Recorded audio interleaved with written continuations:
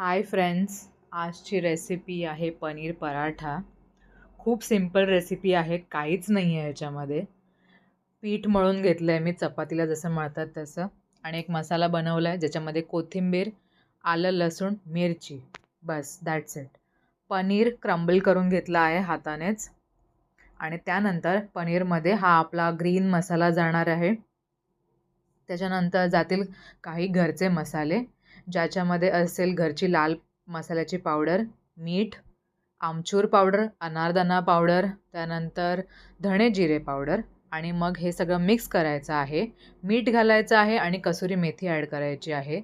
त्यानंतर सेम आपण जसं पराठ्याला स्टफिंग करतो, तसा एक मोठा बॉल घेतला आहे पिठाचा, त्याच्यामध्ये छोटा किंवा त्याच साईजचा पनीर स्टफचा बॉल ॲड केला आहे, पॅक केला आहे आणि चपातीसारखं लाटलं आहे. फक्त एवढीच काळजी घ्यायची आहे, की खूप चपातीसारखं पातळ नाही लाटायचं आहे, थोडंसं थिक ठेवायचं आहे आणि मीडियम टू हाय फ्लेमवरती आपल्याला हा पराठा शेकायचा आहे. छान तेलात करायचा आहे, कारण त्यानेच तो खूप मस्त फुगतो आणि यम्मी लागतो.